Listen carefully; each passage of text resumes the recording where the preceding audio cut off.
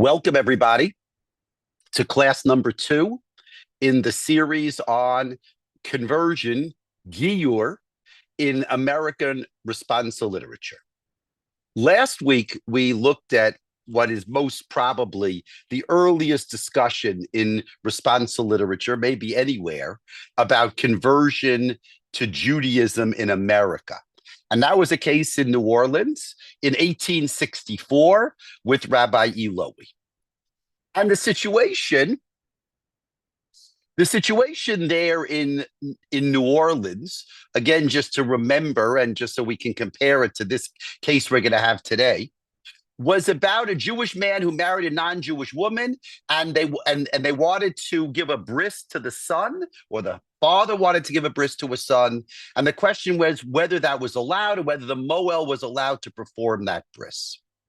And Rabbi Eloy was worried that basically Rabbi Eloy was worried that he didn't want to promote or legitimize these kinds of families, that intermarriage was a very serious problem.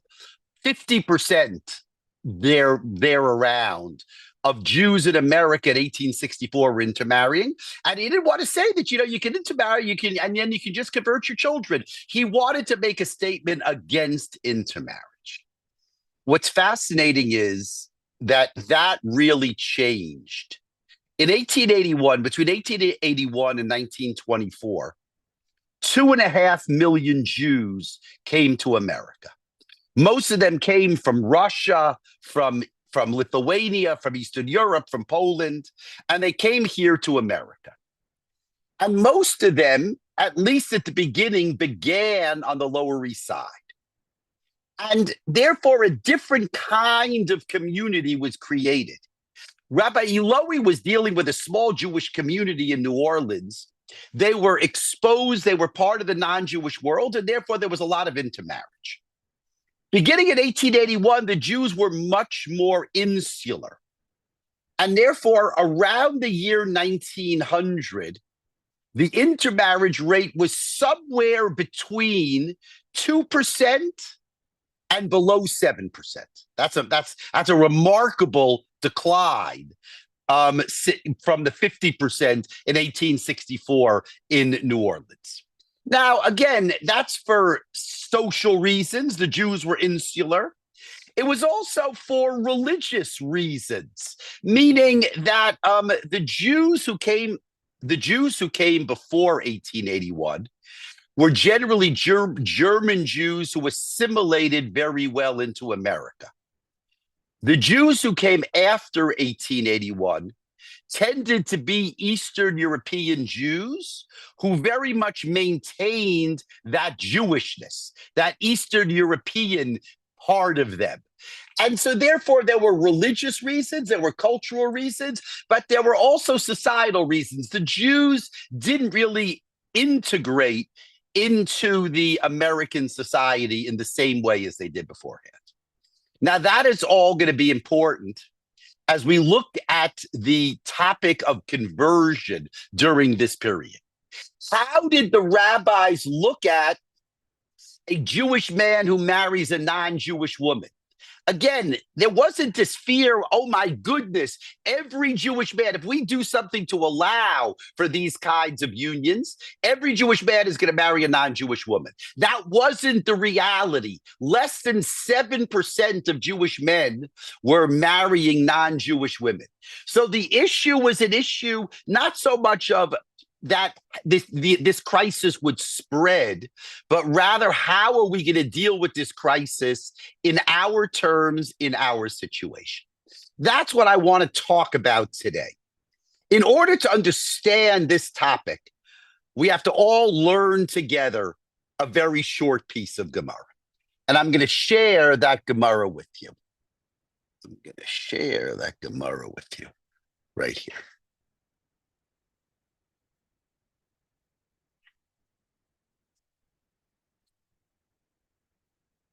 The Mishnah in Masechet Yevamos, Chaf Dalid Amud Bet, and I'm using the Svaria for our purposes. The translation here in Svaria is perfect.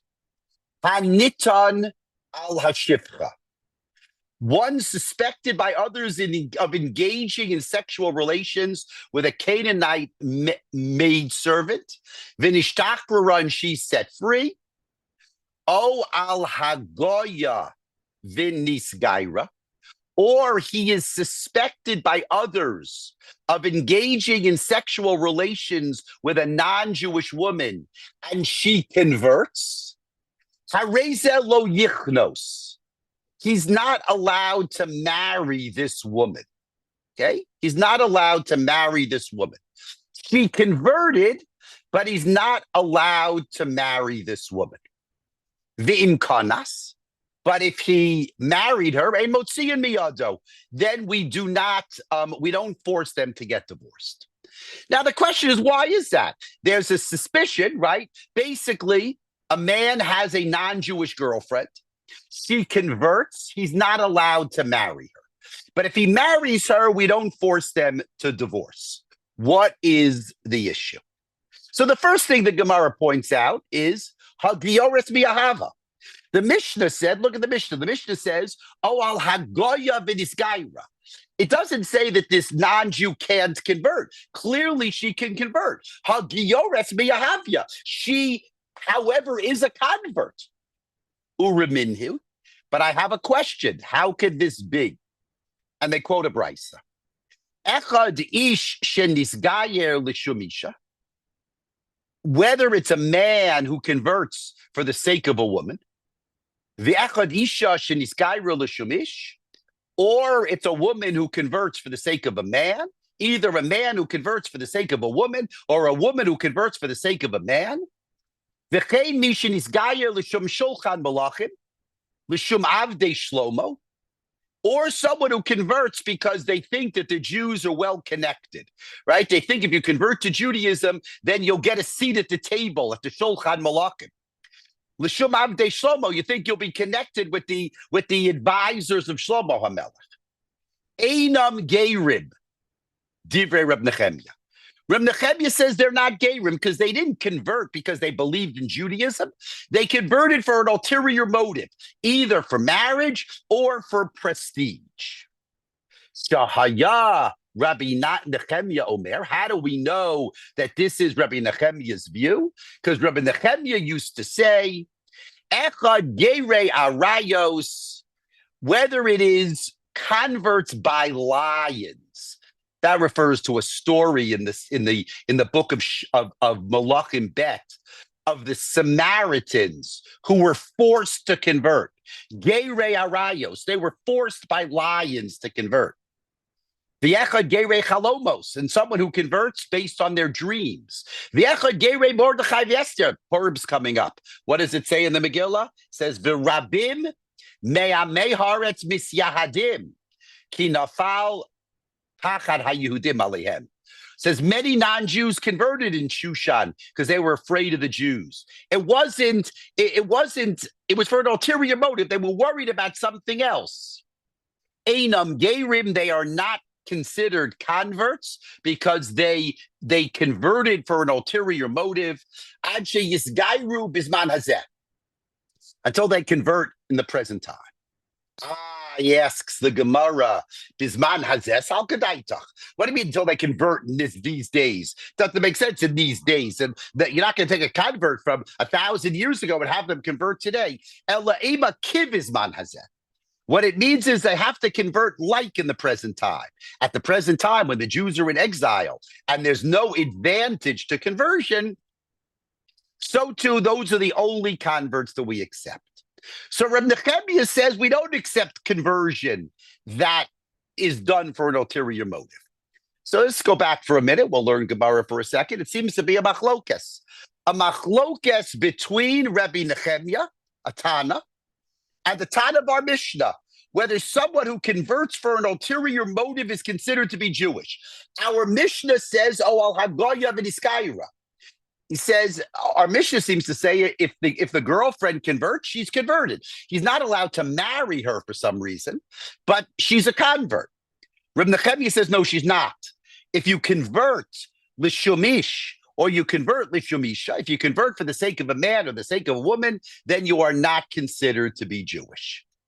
The Gemara says, Itmar Allah says regarding this, we said, Amar Rabbi Yitzchak bar Shmuel bar Marta mishmei derav halacha kedivrei haomer kulam gerim. The halacha follows the Mishnah. The law follows our Mishnah, that if someone converts, even if they convert for an ulterior motive, even if they convert for a man or for a woman, they are kulam gerim heim. They're all Jewish. Asks the Gemara, and this is the last line of the Gemara, don't worry. If they're all gerim, why can't the man marry her? Right? Why do we say the man can't marry his girlfriend? Mishum de Ravasi, because of the statement of Ravasi. De Amar Ravasi, Ravasi said, Haser mimcha ikshus peh ulizus sifasayim. The pasuk in Mishlei says, put away from yourself a twisted mouth and perverse lips. What does that mean? What that means is, Rabbi Sfaria tells you, if they were to marry, they would give substance to the prior suspicion. He learned it from Rashi, right? Ravasi says the reason they can't get married is for another reason. Means if he has a girlfriend and she converts and they get married, what are they going to talk about at the chuppah? They're going to say, ooh, he married his non-Jewish girlfriend. She converted just for him. She's Jewish, but we don't want to allow for that kind of lashon hara. So that's what the Gemara says. It's actually a very, stop share. It's actually an amazing Gemara because it's so relevant, right? I mean, this is a question whether a Jewish man who has a non-Jewish girlfriend and then the non-Jewish girlfriend converts to Judaism, is he allowed to marry the non-Jewish girlfriend? So the first thing the Gemara tells us is that she's Jewish. There's no question that she's Jewish, okay? Reb Nechemia says she's not Jewish, but we pass it against Reb Nechemia, and she is considered Jewish. Then the Gemara says, if she's Jewish, why can't he marry her lichatchila? Why can't we say that that he's allowed to marry her in the first instance, which means that they can just get married? Says no, it's going to cause lashon hara. People are going to whisper at the chuppah that he's married to his girlfriend who converted. And that's bad lashon hara. So to prevent that lashon hara, so we say they shouldn't get married. But if they get married, then they're allowed to stay married. Okay? That's the Gemara. The Gemara written probably 1,500 years ago. Now, how does that relate to the situation at the beginning of the 20th century in America? Well, you can imagine that a lot of cases in America were just like that. A lot of cases throughout history were like that. But like I talked about last time, until the 1800s, it didn't happen. Because first of all, Jewish men didn't have Christian girlfriends. That was not allowed. A Jew was not allowed to have a Christian girlfriend. That's number one. And if he had a Christian girlfriend, he for sure wasn't allowed to have a Christian wife. And Christians weren't allowed to convert to Judaism. So the scenario didn't happen.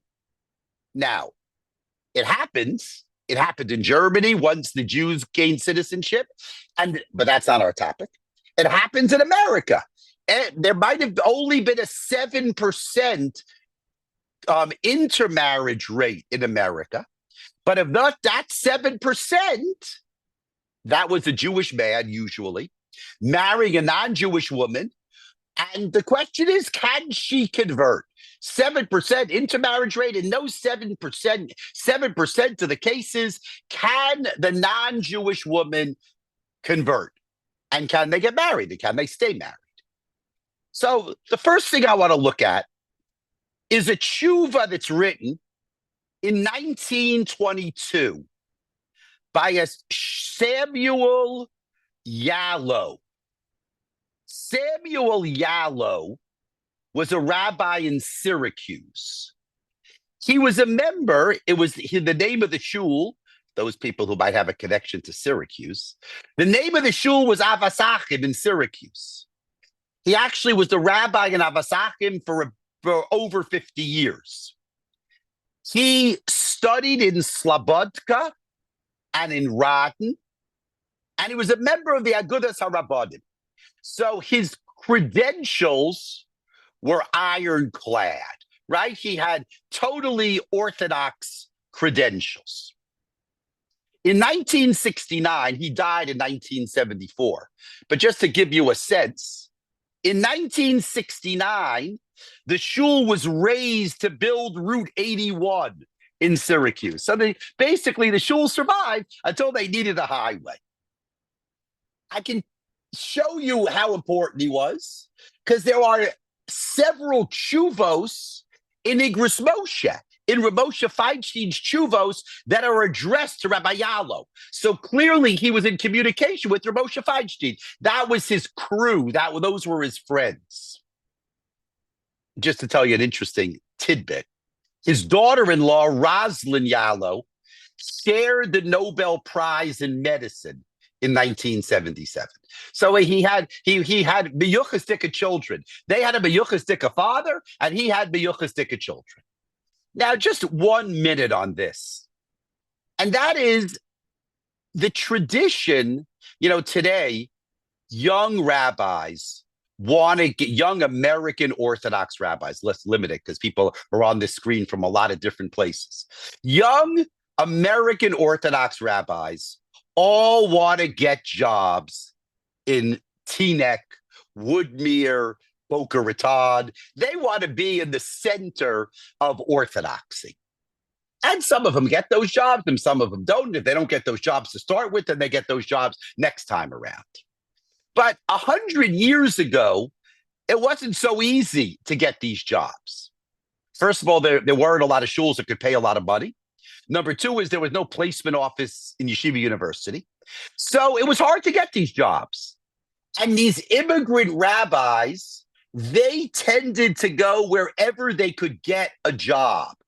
They may have started in New York, but very quickly they realized there was no job in New York. So again and again and again, when you study the history of the Orthodox rabbinate in America 100 years ago, 120 years ago, you find these great scholars, these great Talmidei Chachamim, who are in places that we wouldn't identify as, as thriving Orthodox communities. Not then and not now. But that makes it all the more fun to study this material, because what you find is gems in the least expected places.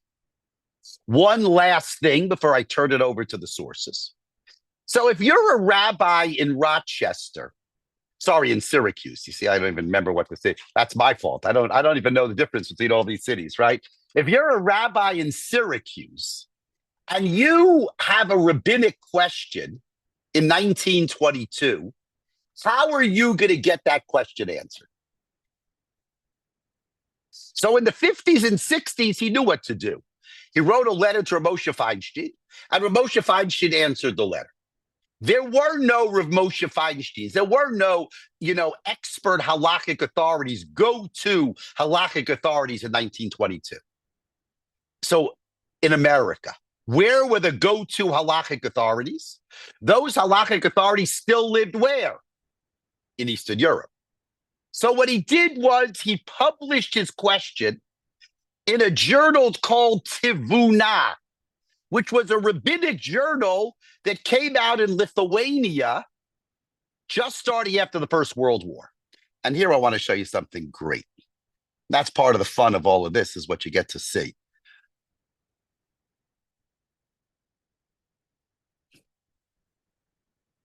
Here we go. Oh, that's not what I want. Sorry. This is what I want. Okay. Look at this. Tivuna Maseflin Yaneha Yahadut means it was a collection regarding Judaism, Pilpule Oraisa, discussions about the Torah, the Chachmas Musar HaTorah, and the discussion of the values of the Torah. Nerach Ayidei Yisrael Zissel Dvorich, who was an editor in Europe and then became a businessman in Israel after the Second World War. Mechir HaChoveret, the cost of this booklet is 6 mark Germanim, 6 German mark. Okay, that's interesting why they were using German mark, but not for now. And then he says, if you have any, if you want to write letters or send in a donation, they give you the address Rokish, which was a city in Lithuania near the Latvian border. That's where this all came from. Okay. So that's where this is. You see, there's an address and everything. So that's amazing. That's where he sends this letter. She'elah halacha l'maaseh. Shmuel Yalo. He says it Yalov here. Rav Syracuse, America. And here's the question. We'll look at this slowly. It's amazing. She'elah halacha l'maaseh. Here's a question which is practical. It says this is a real question. I want your answers. Says Rabbi Yalo. Alodot hadavar, concerning the matter, hamatsui ma'od be'artzenu, that is very common in our country. Now, we just said that it wasn't very common in our country, that only at most 7% of the Jews intermarry. But obviously, if you live in the country and he's in Syracuse, maybe was a bigger problem in Syracuse. He says this intermarriage is a problem. Yehudino say akum al pi chuke habedina, that a Jew marries a non-Jew based on the laws of the land. Hainu etzel shofet shalom, a justice of the peace. V'acharka chafetz habal legaira, and then the husband wants to convert her.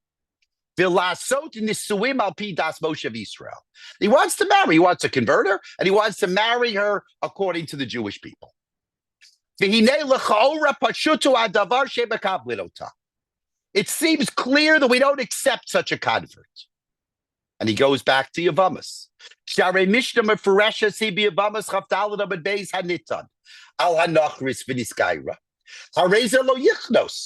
It's explicit in the Mishnah that lichatchila, we do not allow the man to marry his non-Jewish girlfriend who converts.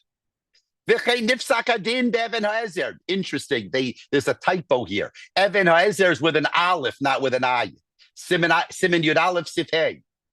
V'hafilu hagerus atzma b'chayagavna far nifsak hadin b'yoredeya ger shitbalis gayer bot kinosa sheba einav nasan be'isha Yehudis. That someone who comes to convert, we check. Make sure that they don't have a Jewish girlfriend, the non-Jewish girlfriend. V'misha, if it's a woman, shema ina nasna b'bachure Yisrael. And a woman want to make sure, the non-Jewish woman want to make sure she doesn't have a Jewish boyfriend. The non-Jewish man, we want to make sure he doesn't have a Jewish girlfriend. The hacha here in our case, halo yadinan bibirur. So he says it would appear that we absolutely would not allow this man to convert his wife. The Mishnah says that lichatchila, preferably, we don't allow such a marriage. And the Shulchan Aruch says that we don't like these people who convert for ulterior motives. V'odacheret, and furthermore, one more couple of lines, and I'll turn off the screen for a second.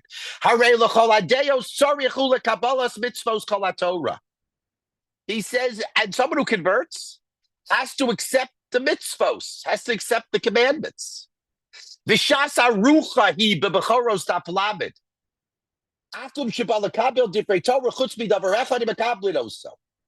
If somebody says, I'm going to accept the Torah, but I love cheeseburgers, or I love to wear shatnez, that's no good. You can't accept the Torah chutz midavar echad, with the exception of one thing. Rabbi Yossi Rabbi Yehuda Omer, afilu diktuk echad midivrei sofrim. Adkan. He says even a rabbinic law, if you don't accept one rabbinic law, we don't accept you. Uve Medina Zu, and in our country, in the United States, Rubam Haim Machalale Shabbos, Rahman al and Chutz Midavar Echad, with the exception of one thing. Unfortunately, in America, that one thing is Shabbos, because most of the people are Machalale Shabbos.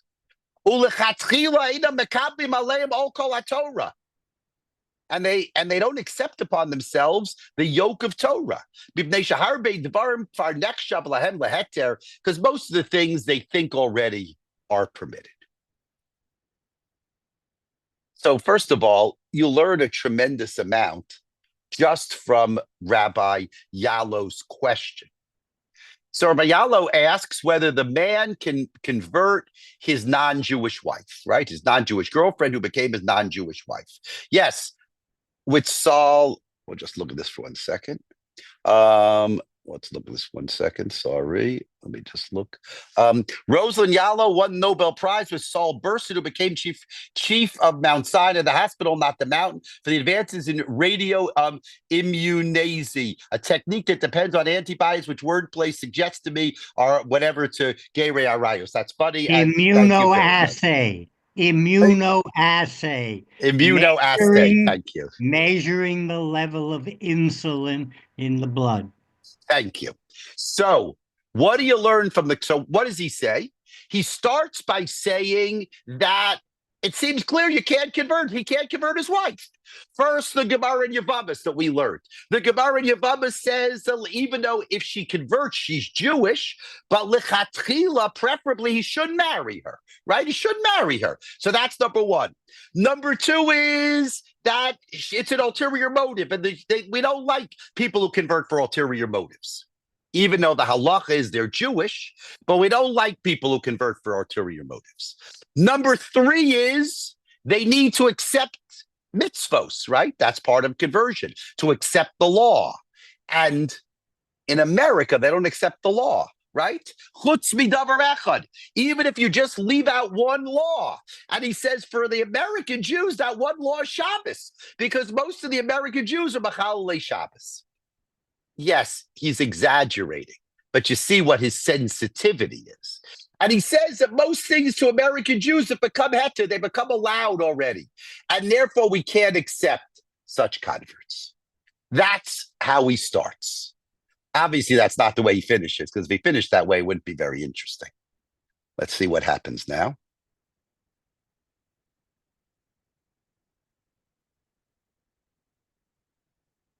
So he says, Aval, however, whenever it says Aval, you know he's going to change direction.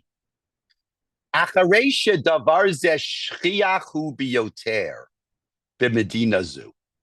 Since this is common in our country, shehabanim v'habanot holchim lebeit sefer b'yachad. It's interesting what he thinks is the worst thing. Larry Coburn, you can tell Rabbi Lookstein, he thinks that co-ed schools are terrible, right? He's not talking about Jewish schools. I'm making fun. He's talking about the fact they go to non-Jewish schools, but they go to school, boys and girls together. So the Jewish boys meet the non-Jewish girls, and the Jewish girls meet the non-Jewish boys. And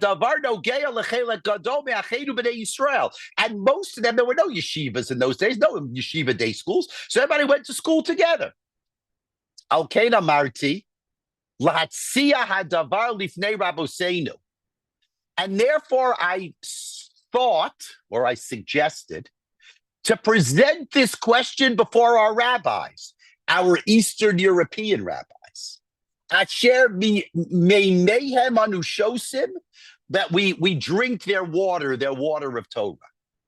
Ulai yimatzu ezed derech leval yidachu elu hanidachim.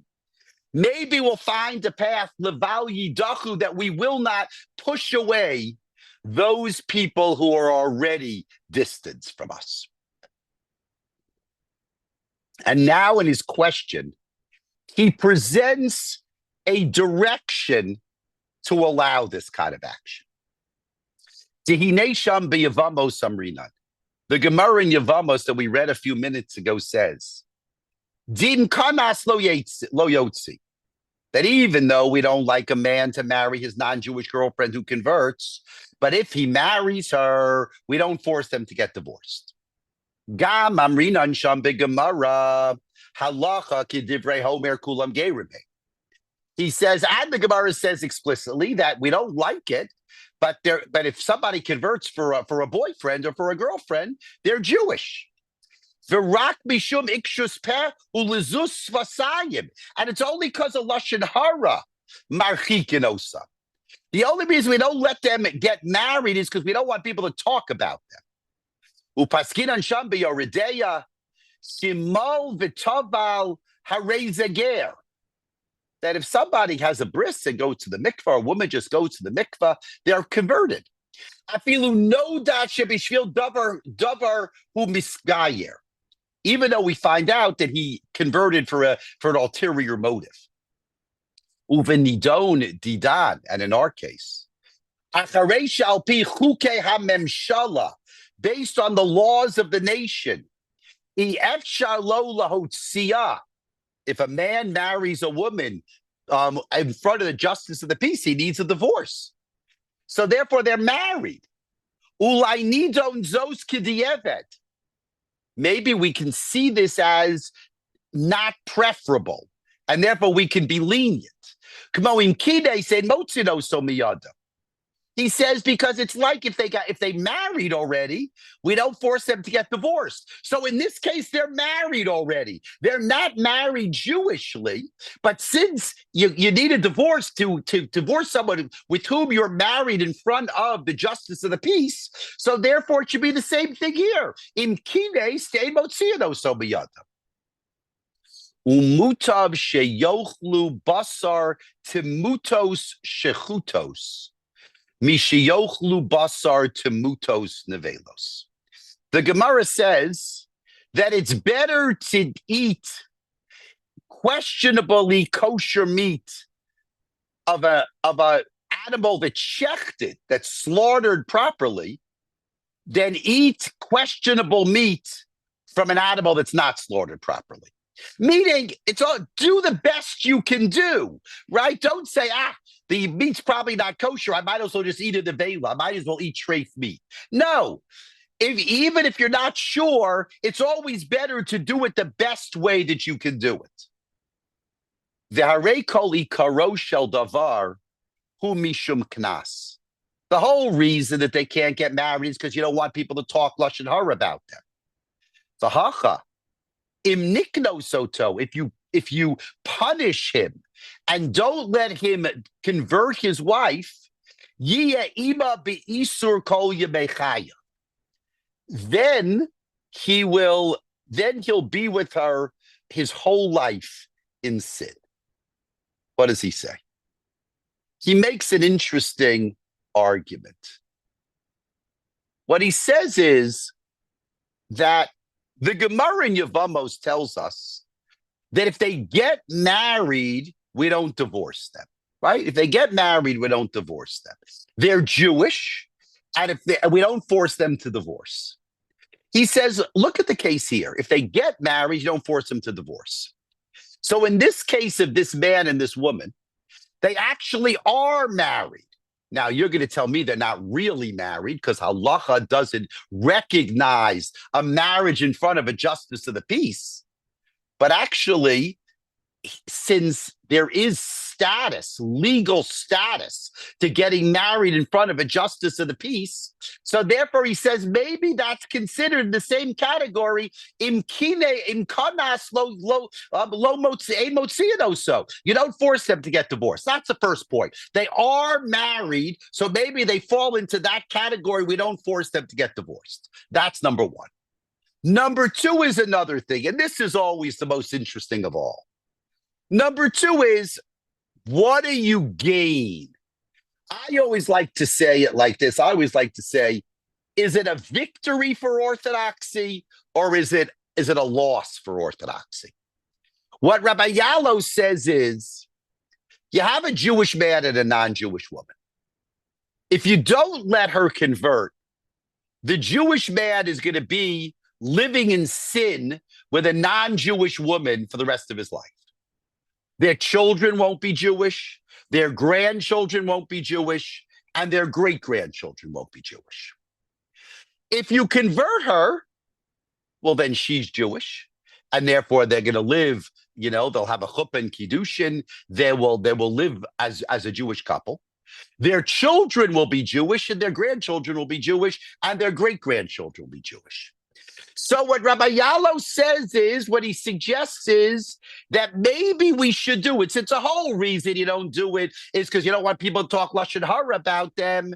Actually, that whole thing doesn't make any difference here, because who's going to talk Lashon Hara? Their present state is problematic, right? It's a Jew with a non-Jew. They're married, right? They're an intermarried couple. So converting her will only do good.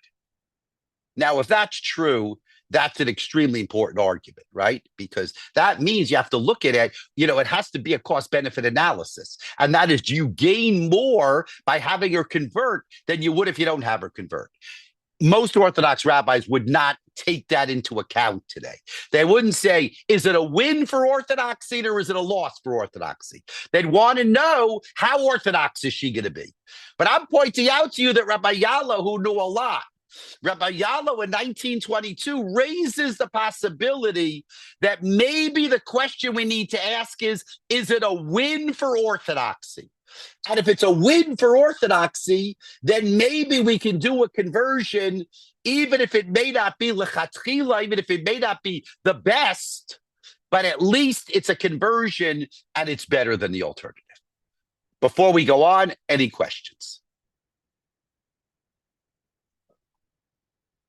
Questions? No. Let me just take 1 second and look at the chat.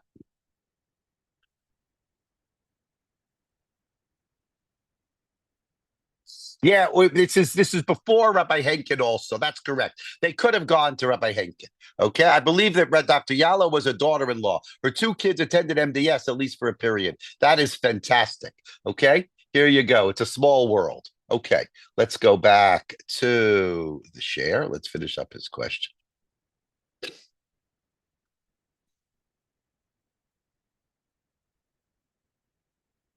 Here we go. Vihine just has a last little paragraph. Be'inyan im konsinoto. This is a general question about whether you penalize people. B'makom sheyadinan shal yedei haknas lo nachzirenu lemutav. You penalize people. You say that if you're not Shomer Shabbos, you can't get an aliyah in our shul. So the question is, what are you going to gain by that penalty? If what you're going to gain by that penalty is that they're going to become Orthodox, so maybe it's worth it. But if you know that even if you're going to penalize them, they're not going to, turn around and do right. Maybe he'll even get angry. It'll be worse. Machlokasi ben Rama v'Ataz b'Yoredeya Siman Shin Lamedalit Sif Aleph. The Rama Kasav, the Rama says, Benadim lemishu chayav nidui.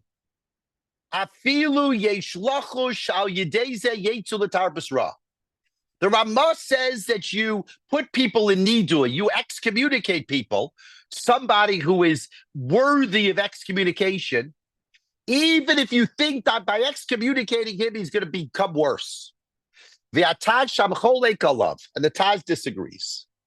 And he says, no, if he's going to become worse, there's no reason to put him in to excommunicate him. The Ayin Mechem da Shlomo Alevin Oezer Shekasav Beforosh Tehecha Dikach Shash Yetziletar Basra Muta Lenosa. The Chemda Shlomo says explicitly that if you think that what's going to come out is worse, then he should marry her and he should convert her. The Gamecha Shemafurash V'Hakol Yodim. Right, especially if you're not worried that people are going to spread Lashon Hara. Shmuel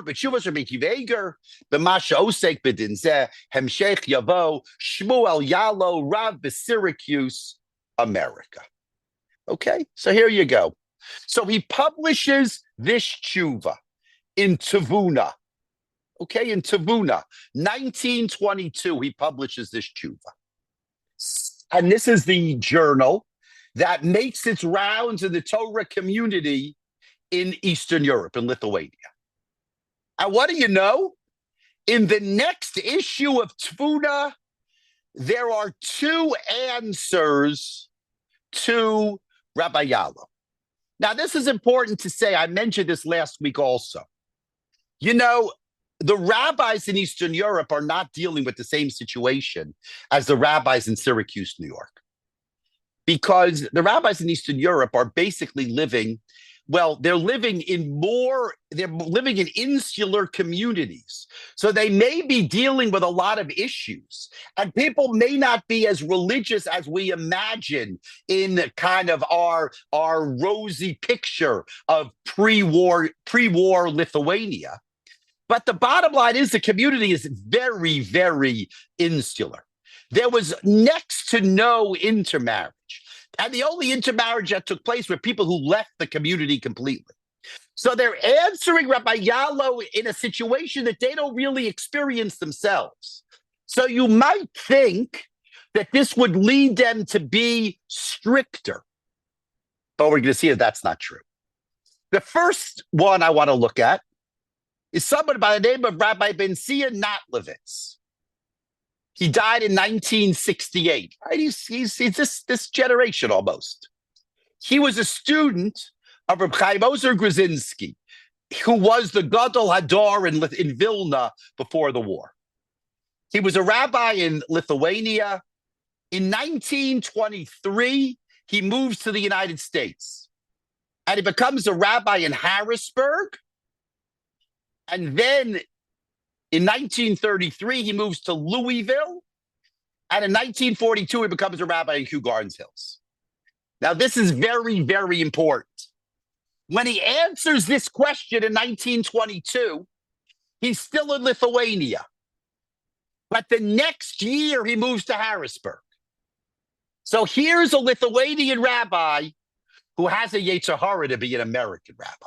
So you're right. He's answering it from Lithuania, from insular Lithuania, but he's dying to move to integrated Harrisburg or integrated America. So you have to keep that in mind when you read this tshuva. That's critical when you read this tshuva. Let's see what he says. We're just going to read a little piece of it, but it's fantastic.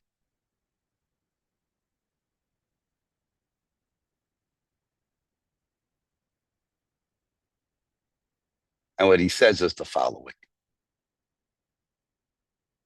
Here, Bensia Notlevitz, okay? The ha. He says in that, the Ratzah Rabbi Shoel, that the questioning rabbi, Rabbi Yalo, wanted, Ladun dehem ka'akum, that he wanted to say that the conversion is no good.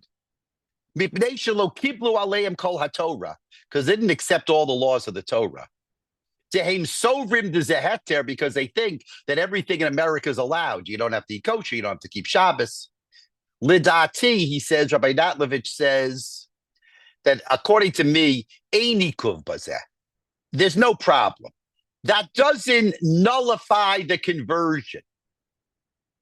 Didafka, because only in mishayrim heim be'esa kabbalah, only if at the moment before they go into the mikvah, shemasne befeirush, shein makabel olav. It's only right before you go into the mikvah, you say, I'm going into the mikvah, but I'm going to continue to eat cheeseburgers.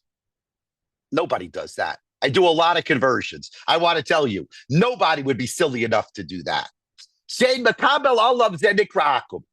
Shebal makabel chutz midavar echad. Shemein makablin osa.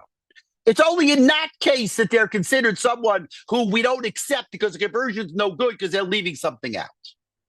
But if basically he accepts everything, we don't ask any questions, he accepts everything. And he doesn't leave anything out in his acceptance. Then his acceptance of the mitzvos is complete. Because Because what's important is to accept mitzvos generally. Who kibbal hakol, and he accepted mitzvos generally. V'lo mishayir, he didn't leave anything out. The chutz b'chol makom shiur dafka, and when it says chutz midavar echad, it's only if you leave something out specifically. So here you go. Our friend, Rabbi Natlovich, who's packing his bags to move to Harrisburg, Pennsylvania. By the way, they didn't have, he didn't go on a pilot mission to Harrisburg. He didn't check out what the Jew Orthodox community was like in Harrisburg. He obviously wanted to come to America to take what he gets. And that's what he got was Harrisburg. But here's the rabbi still in Lithuania. You saw the way he signed it. He signed it from a shtetl in Lithuania. And what does he say? He says, Rabbi Yalo, you're too strict. Rabbi Yalo, you suggest that this woman can't convert because the Orthodox Jews in America aren't really Orthodox, right? They don't keep Shabbos, they don't keep kosher. They say everything is allowed. And therefore, this woman, her Kabbalas HaMitzvos is problematic. She doesn't really accept the mitzvos, right? Right. Rabbi Silver's son was a rabbi much later than this, okay? I don't know when he was a rabbi in the 40s or something, the 50s. Rabbi David Silver, sorry. So he says that's not true. He says as long as she doesn't, before she goes into the mikveh, say, I'm going into the mikveh, but I'm going to keep eating cheeseburgers. As long as she goes into the mikveh saying, I accept the mitzvos, we don't ask all the specifics. And therefore, it's a good conversion. Now, this answer of Rabbi Natlovich is interesting for two reasons. Number one is that he says Rabbi Yalo is too strict, or at least that part of Rabbi Yalo's presentation is too strict. Don't say the only people who can convert are people who are totally observant. No, it's not true. They don't have to be totally observant. As long as they accept all the mitzvos, as long as we don't ask them whether they observe all the mitzvos, they just need to accept the idea of all the mitzvos. And as long as they don't reject one specific mitzvah to say no, that, we're not going to keep this mitzvah. And before they go into the mikvah, they say that we would accept the Kabbalas HaMitzvos. So number one, that's important in conversion. It's important in conversion to this very day, right? And Kabbalas HaMitzvos doesn't mean that you have to be 100% observant. Just means you have to accept the validity of all the mitzvos. That's number one. But number two is, let's not forget, Rabbi Natlovich is about to move to America. And Rabbi Natlovich maybe wants to justify in his mind that American Orthodoxy is actually more Orthodox than you might think. And therefore, Rabbi Natlovich says, the American Orthodox Jews really are pretty Orthodox. They're pretty Orthodox. They don't keep all the laws, but no, we would accept their Kabbalas HaMitzvos. We would accept their acceptance of the mitzvos. They're still considered to be Orthodox. Now, these people aren't converting, but the point is that we would consider them to be Orthodox. That's tshuva number one. Basically supporting the conversion of this woman. Now, he only talks about one little piece, but basically supporting the conversion of this woman. The last tshuva I want to look at today was written by someone by the name of Rabbi Shlomo Kotler. Rabbi Shlomo Kotler dies in 1945.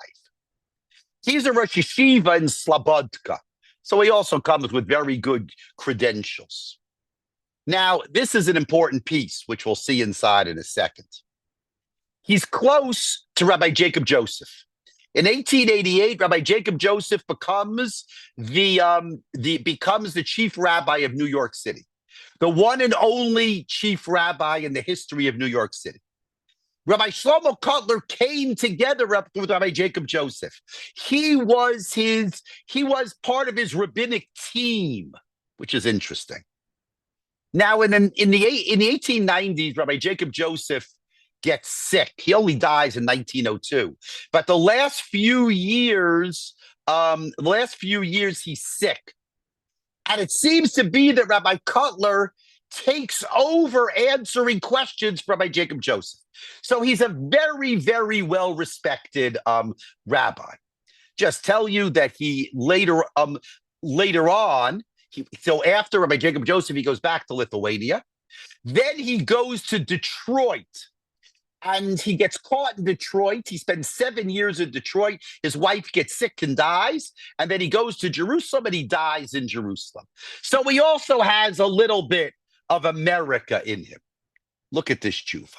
Look at this remarkable tshuva.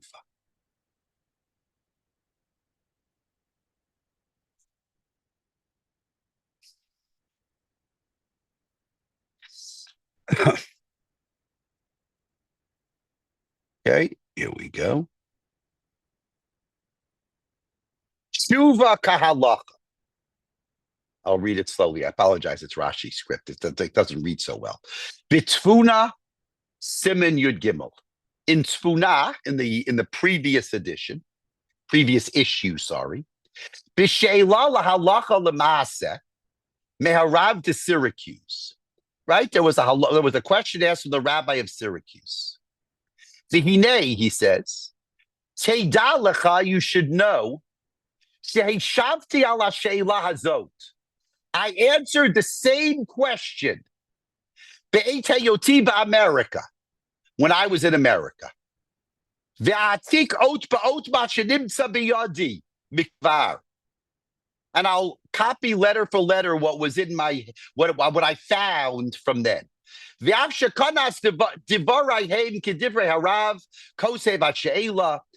though what I say is basically the same thing he says,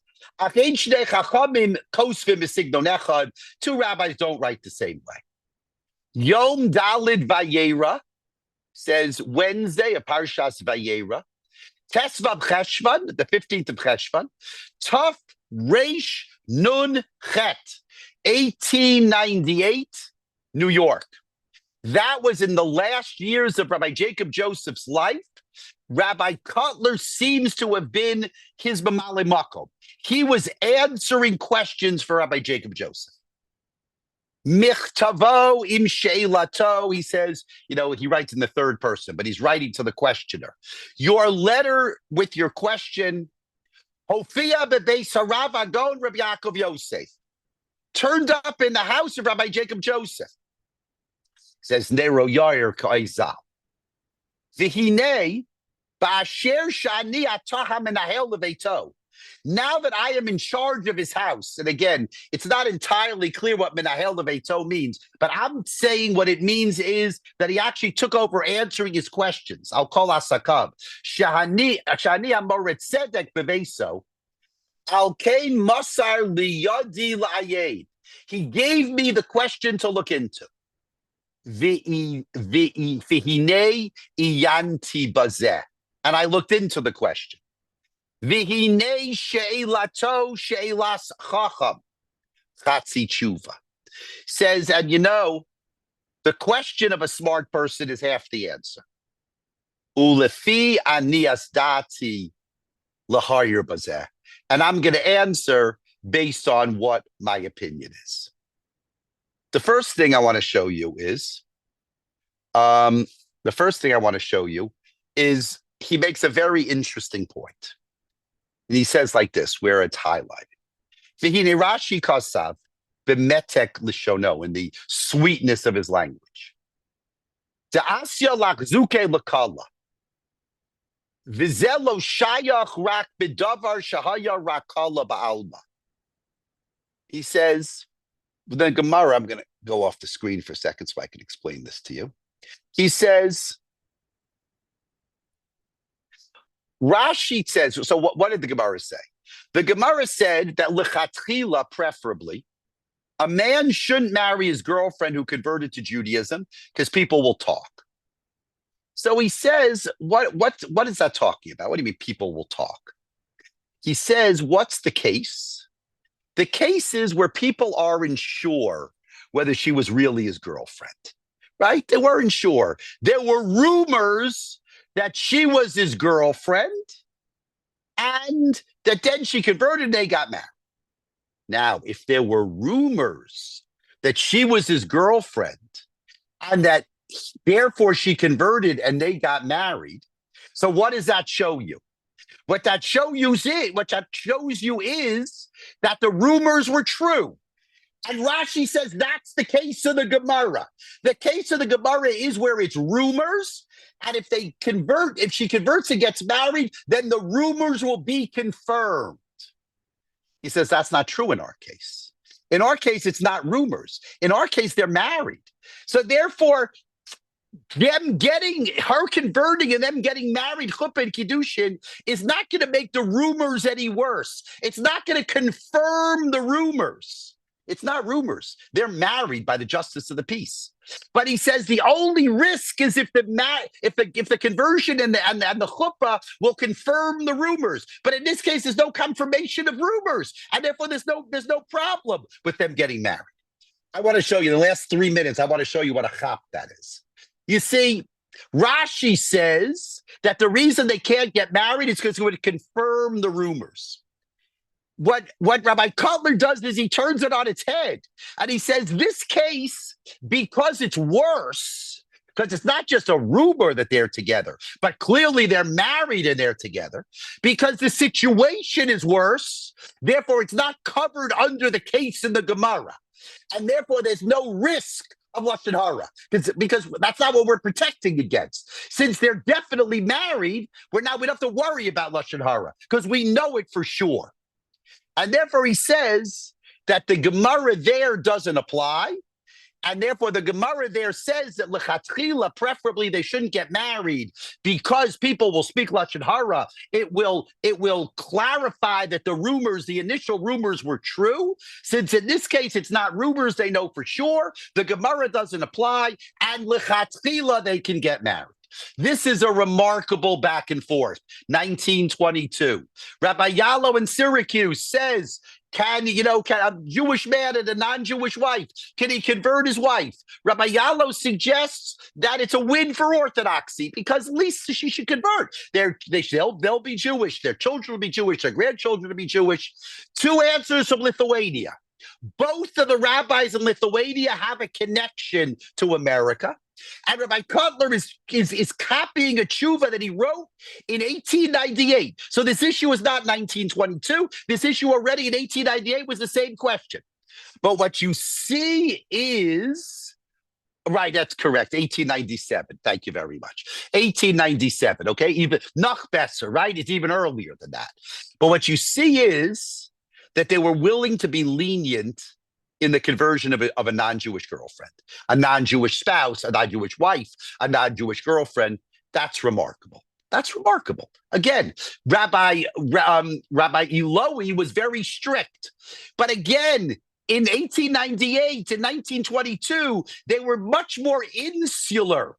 And because they were much more insular, therefore they could afford to be more lenient. And therefore they were more lenient in this case. We will, please God, next week go on and see in the middle of the 20th century what the social situation was, and therefore what the rabbinic response was all about. Have a great week, everybody, and can't wait to see you guys next week. Be well. Thank you. Thank you. That was great. Thank you. Thank you.